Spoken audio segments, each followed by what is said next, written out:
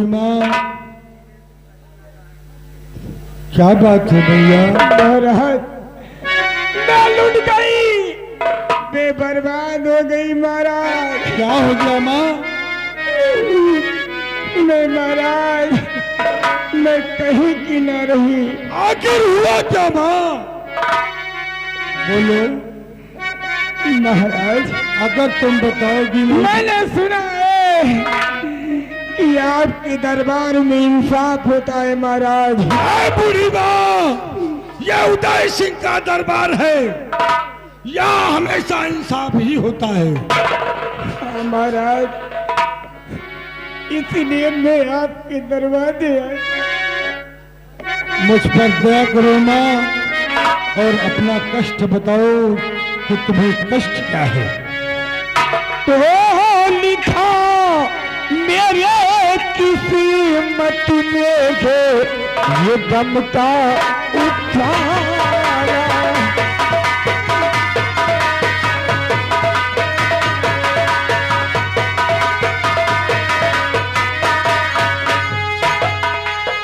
लिखा मेरे किस्मत ये गम का उठाना। लिखा मेरे किस्मत में है और ही गम का उठाना। और ना विधवा को मिलता कहीं से।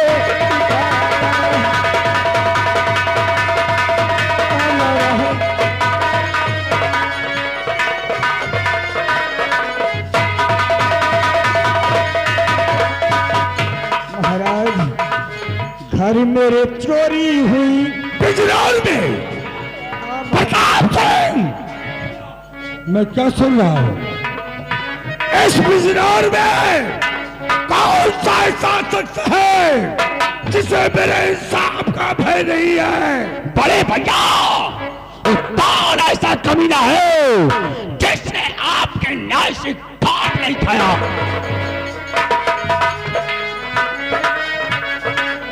घर मेरे चोरी हुई कल भूख आधी रात को।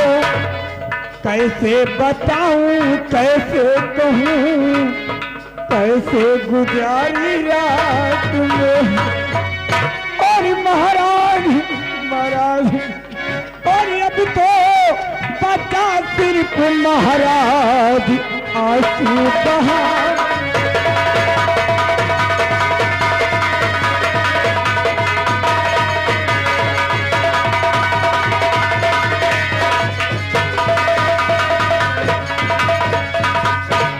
अरे बूढ़ी माँ, मुझ पर दया करो माँ।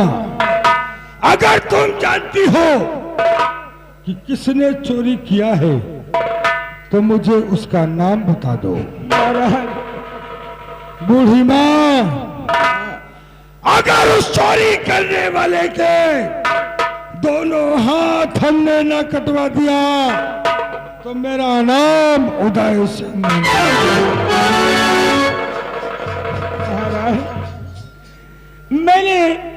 मैं ये जानती हूँ महाराज, मैं एक विधवा हूँ महाराज।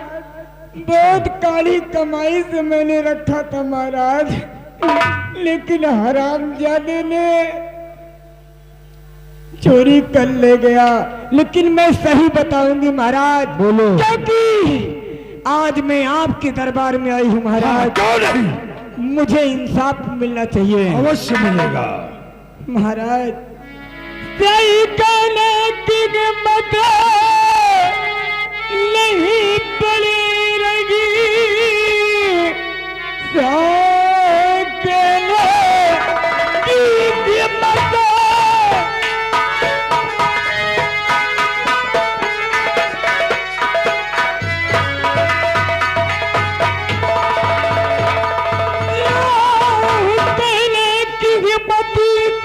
नहीं पड़ रही। किस जुबान से कहूँ वो है कैसा बसर। आप ही का मुलाजिम कोई खास है जोकर घर मेरे जाकर के चोरी किया।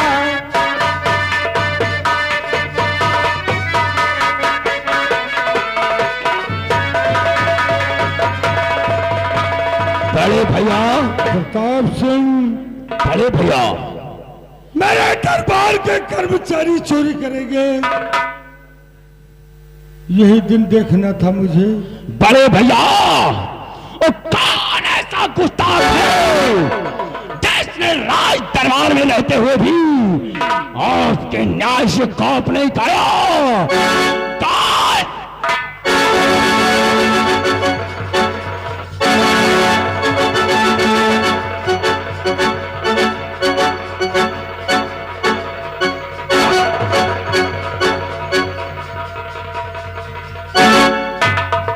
प्रताप सिंह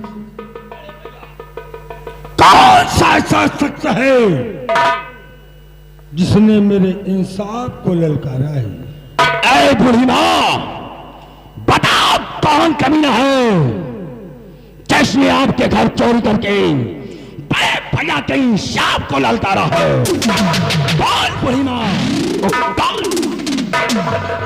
अरे बूढ़ी मां, मुझ पर रहम करो मां, रहम करके ये बताओ कि उस हठी चोर का नाम क्या है?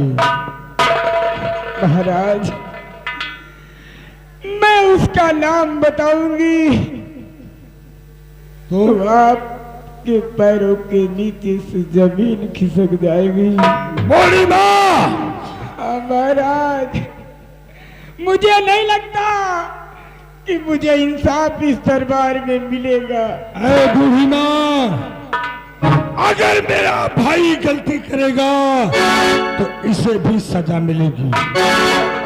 ये बिजनौर है, उदय सिंह का दरबार है। नाम बताओ बूढ़ी मां। तो ठीक है महाराज, तो लीजिए मैं बताती हूँ। वही शिवराम सिपाही है जिसने मरकर मेरे घर जाकर के चोरी किया। महाराज, वही शिवराम सिपाही। महाराज, मुझे इंसाफ चाहिए महाराज। अवश्य मिलेगा बूढ़ी मां, अवश्य तुम्हें इंसाफ मिलेगा।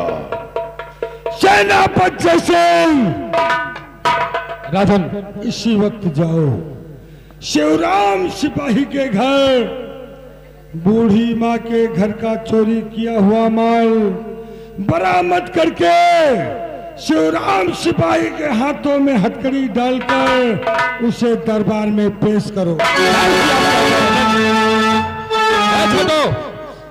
चलो मेरे साथ, हम लोग चलते हैं इसी वक्त शिवराम सिपाही की हवेली। जैसी आज्ञा सर।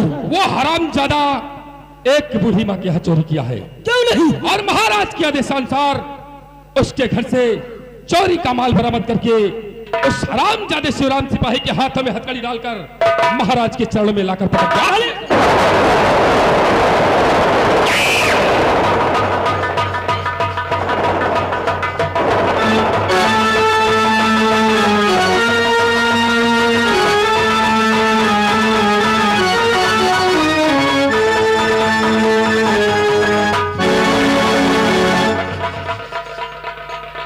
क्या रे शिवराम सिपाही,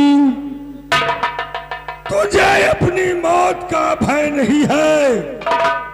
बता, तो मेरे दरबार का मुलाजिम होकर मेरे इंसाफ को ललकारा है।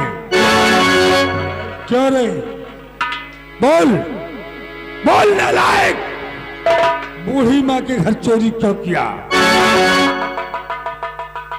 गलत किया महाराज, उस वक्त मेरी माँ बीमार थी, इसलिए मैंने चोरी किया। नालायक, गलती नहीं होगी महाराज। तेरी माँ की तबीयत खराब थी? हाँ, तबीयत खराब थी। तूने दरबार में किसी से बताया? क्यों नहीं बताया? अगर तू दरबार में किसी से बताता तो तेरी माँ का अच्छा से अच्छा इलाज हो जाता और तेरी माँ ठीक हो जाती, तुझे चोरी करने की जरूरत ना पड़ती। तूने बूढ़ी माँ के घर चोरी करके बहुत बड़ा अपराध किया है। गलती को माफ कीजिए। नहीं, नहीं शिवराम, नहीं, ये उदय सिंह का दरबार है। यहाँ गलती की माफी नहीं होती, यहाँ सजा मिलती है, सजा। जिन हाथों से तूने बूढ़ी माँ के घर चोरी किया है, तेरे दोनों हाथ काट लिए जाएंगे।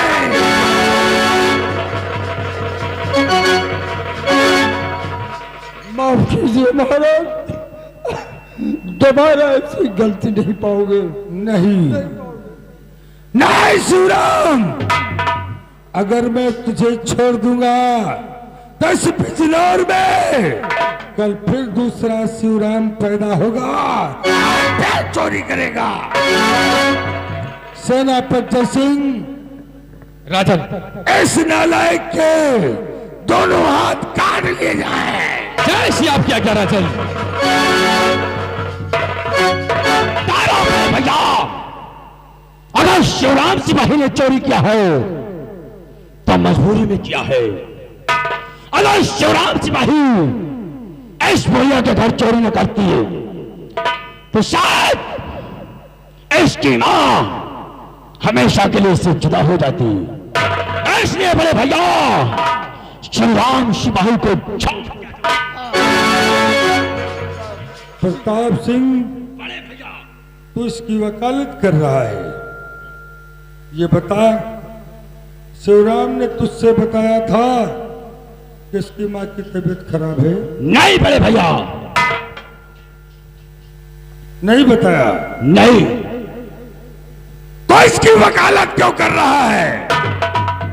क्यों कर रहा है इसकी वकालत? बड़े भैया, अगर शिवराम सिपाही ने चोरी किया है तो अपनी मां के इलाज के लिए किया है। इसलिए बड़े भैया शिवराम सिपाही को नहीं, नहीं प्रताप सिंह, मेरा फैसला सदैव अटल रहता है और आज भी अटल है। बड़े भैया, अगर आपका फैसला अटल है तो आपका छोटा भाई होने के नाते इस बिजनौर में आधे का मैं भी हकदार हूं। इसलिए बड़े भैया शिवराम सिपाही को छोड़। प्रताप सिंह, मैंने तुझसे कभी कहा कि तेरा बिजनौर में आधे का हिस्सा नहीं है? नहीं कहा ना? मेरा हिस्सेदार है, रहेगा। रही बात मेरे फैसले की, तो मैंने फैसला कर दिया है। शिवराम सिपाही के दोनों हाथ आज काटे जाएंगे। बड़े भैया, आज बड़े दरबार छोटे भाई प्रताप सिंह का अपमान। अगर तुझे अपमान समझ में आता है तो यही समझ ले, जब तक मैं सिंहासन पर विराजमान हूं मेरा फैसला अटल रहेगा। मेरे ना रहने के बाद जब तू इस सिंहासन पर बैठना तो जो तेरी समझ में आए सो करना। सेनापति सिंह, राजन, इस कमीने के दोनों हाथ काटकर दरबार में पेश किया जाए। जय श्री आपकी आज्ञा राजन। ऐ शिवराम, चल हरामजादे, मेरे साथ आज मैं तेरे दोनों हाथों को काट दूंगा।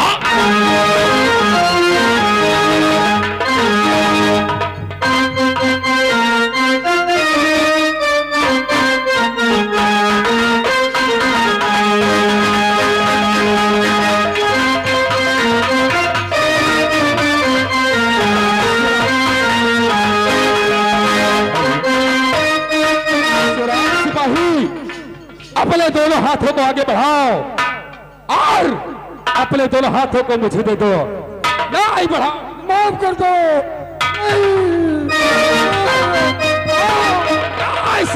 नहीं।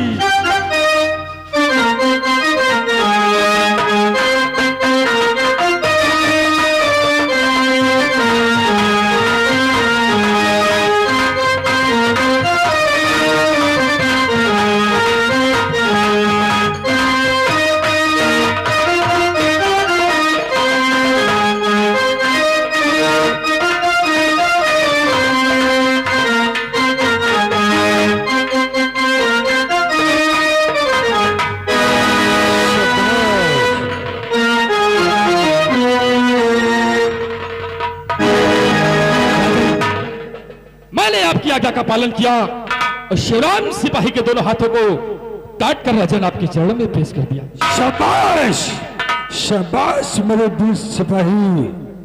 शिवराम सिपाही के दोनों हाथों को चमन में दफन करवा दिया जाए। ऐसी आपकी आज्ञा राजन। ऐ दरबारी आगे बढ़ो और ये लो शिवराम सिपाही के दोनों हाथों को महाराज के चमन में दफन कर दो।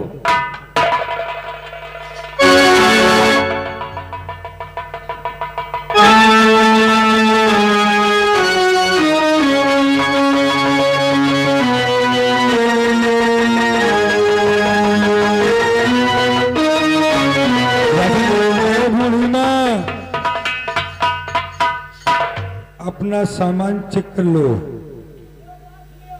सारा सामान है या नहीं है।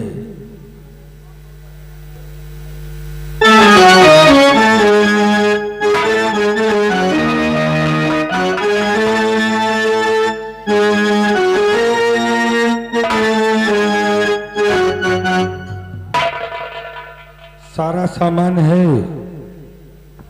महाराज। हाँ, मेरा सामान पूरा है।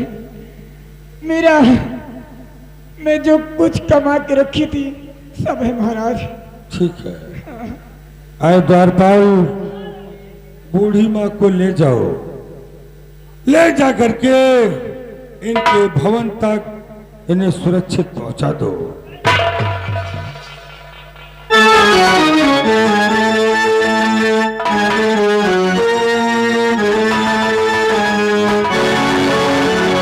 राजन, सेनापति जय सिंह आपसे कुछ कहना चाहता है।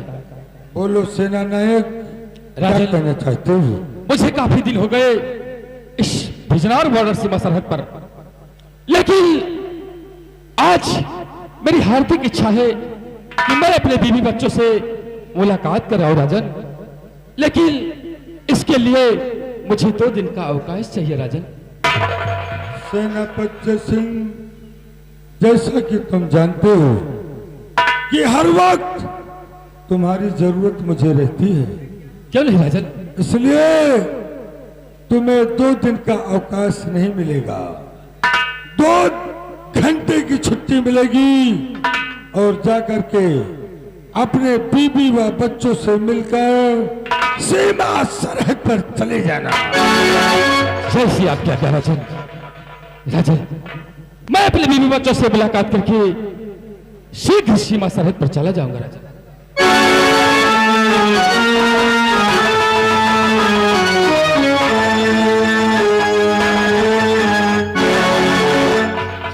महाराज की जय हो। क्या बात है द्वारपाल? महाराज, राजकुमार दीपक आपसे राज दरबार में मिलना चाहते हैं। आदेश है, राजकुमार दीपक को दरबार में भेज दिया जाए।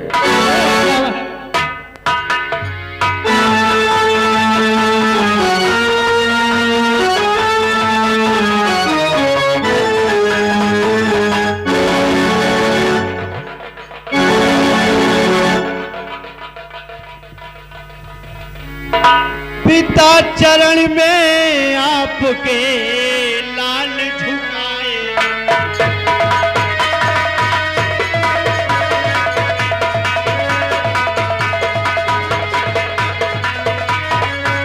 पिता चरण में आपके लाल झुकाए शीश, बल बुद्धि निस दिन बढ़े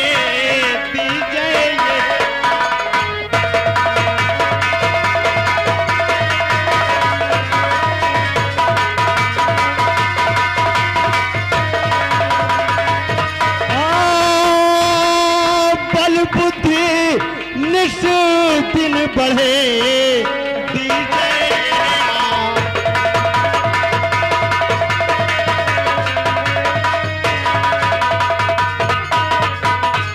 तो खुशी रहो फूलो फलो मेरे दिल के।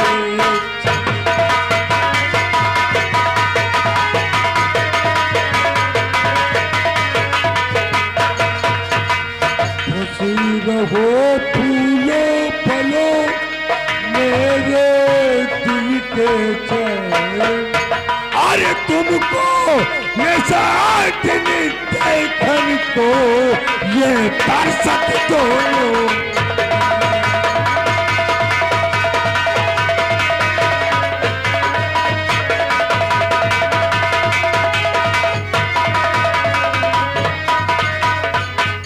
बेटा दीपक, हाँ पिताजी।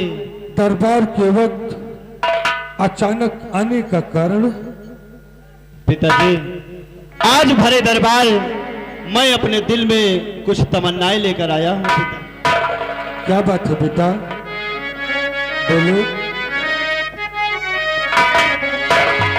आंखें पे करने की इच्छा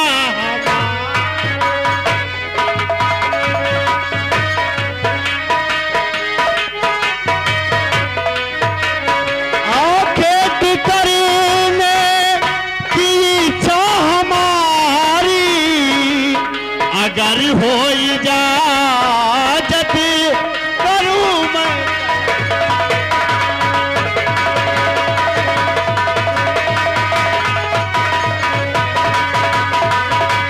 अगर हो इजाजत करूं मैं तैयार।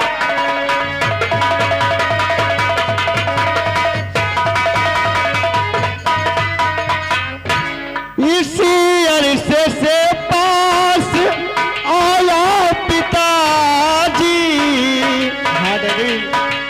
इसी अरसे से पास आया पिताजी, बताओ बताओ न जाता।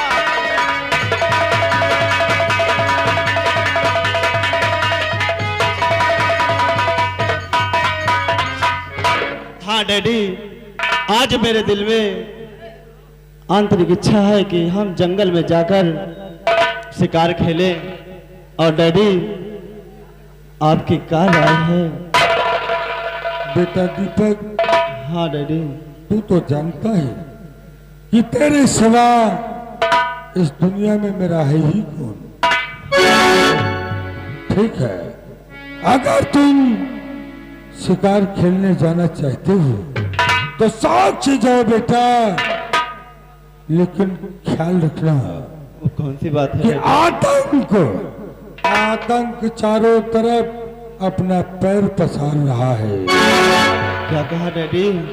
आतंक चारों तरफ अपना पैर पसार रहा है? हाँ बेटा, इसलिए समय से पहले महल में वापस आ जाना। ठीक है डैडी, जैसा आपका आदेश वैसा मैं पालन करूंगा। और डैडी, ये राजकुमार दीपक आपके मान सम्मान और गौरव का हमेशा ख्याल रखें।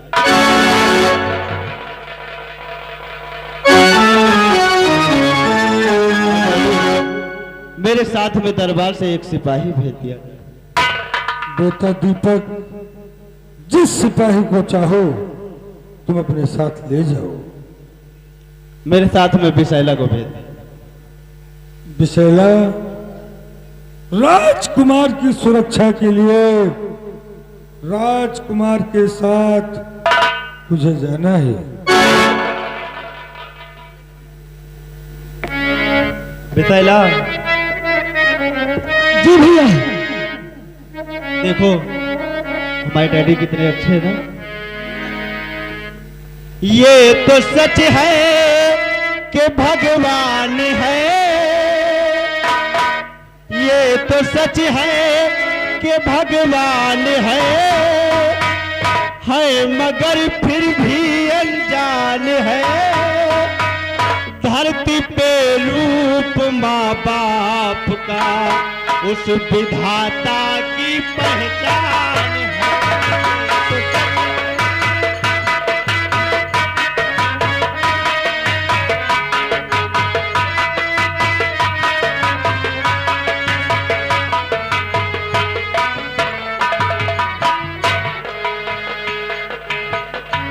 दरबार, आज का दरबार यहीं पर समाप्त किया जाता है। कल समय पर सभी दरबारी, सभी कर्मचारी दरबार में उपस्थित फाटक को बंद कर दिया जाए।